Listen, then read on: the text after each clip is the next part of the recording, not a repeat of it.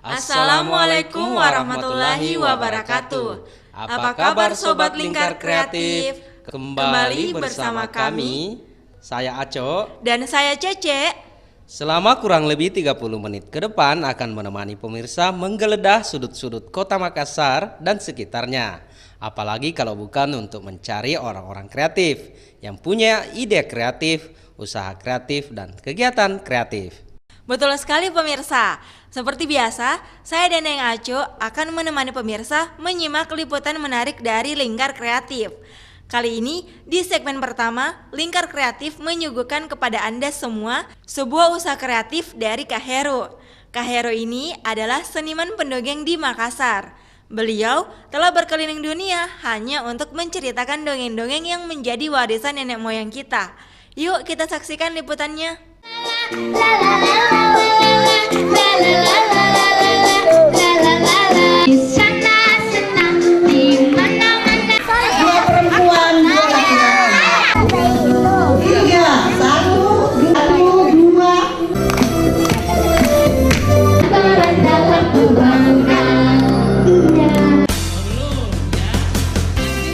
Pemirsa, pekan lalu tim Lingkar Kreatif berkunjung di rumah dongeng Kak Heru.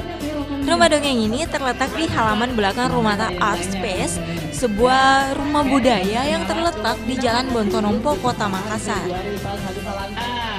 Di sini setiap akhir pekannya, Kak Heru menggelar sesi latihan mendongeng untuk mereka para anak-anak belia.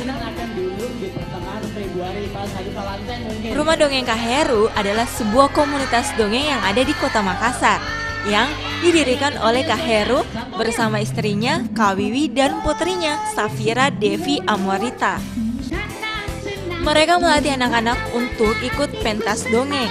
Rumah dongeng Kak Heru adalah tempat berbagi inspirasi dan berbagi cerita untuk anak-anak. Nah, kali ini Kak Heru bersama putrinya Kak Safira tengah menyajikan dongeng ayam putih dan ayam hitam. Dongeng ini bercerita mengenai persahabatan ayam putih dan ayam hitam. Dongeng ini sengaja dibawakan untuk memicu dan memacu persahabatan sesama anak, meski beda agama, suku, dan budaya. Nampaknya anak-anak sangat antusias mendengarkan dongeng ini.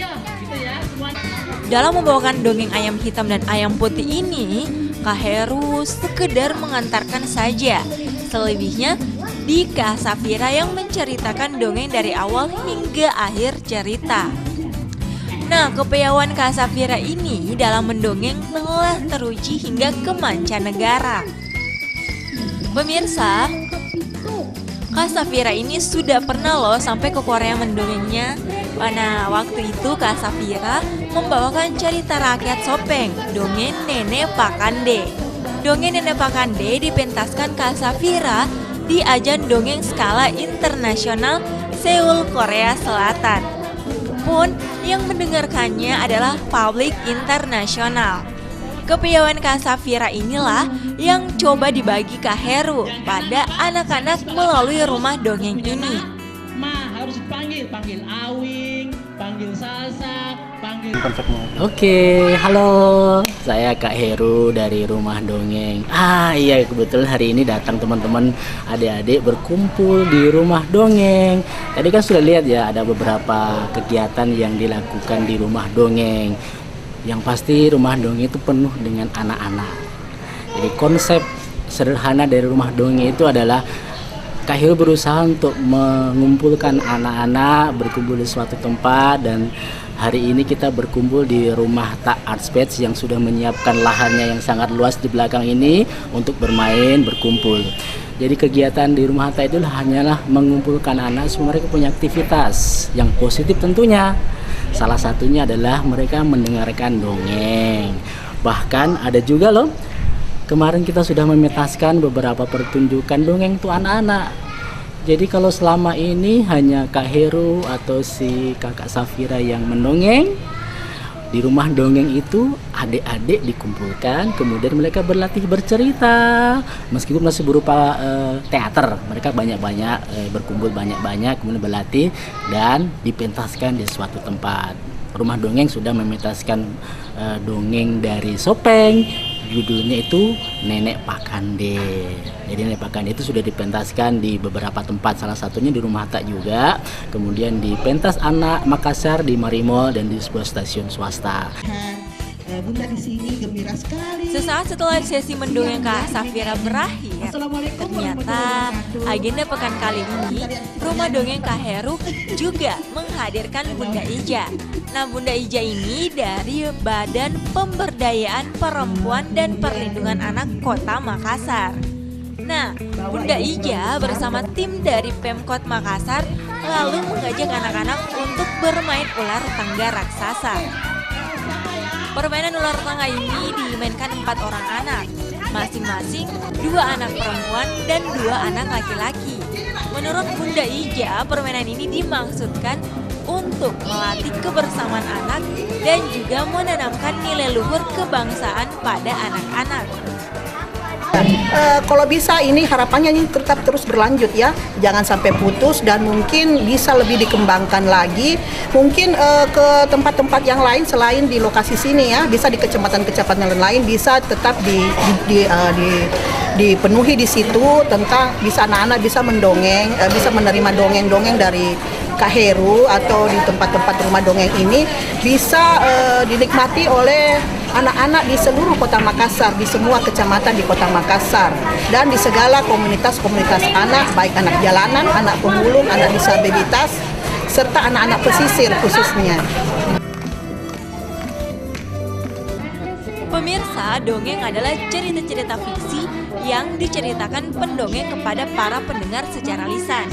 Biasanya dalam dongeng terdapat pesan moral positif yang mendidik.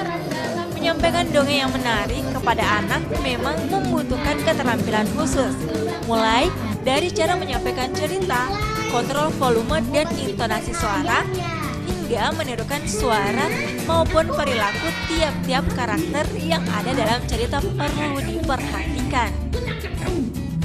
Nah pemirsa, ada beberapa fungsi, manfaat, kebaikan dari dongeng bagi anak-anak. Di antaranya mengajarkan nilai moral yang baik. Nah, dengan memilih dongeng yang isi ceritanya bagus, maka akan tertanam nilai-nilai moral yang baik.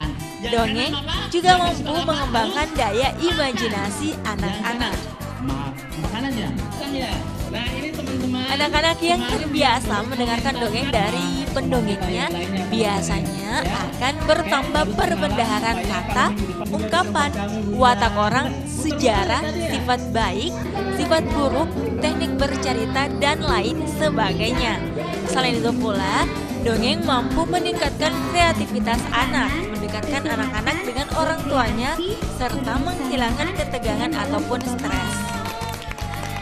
Dengan mengikuti kegiatan ini, dia jadi makin bersemangat. Jadi untuk hal-hal di luar kegiatan di hari Minggu itu dia jadi lebih bisa diajak kompromi. Jadi misalnya bagaimana caranya menjaga kesehatannya supaya tidak gampang sakit, kemudian bagaimana supaya dia mau mengatur waktu untuk pergi mengaji atau belajar di sekolah. Justru dia lebih kooperatif karena dia punya kesenangan tersendiri untuk datang tiap minggu latihan atau berkreasi bersama anak-anak di sini.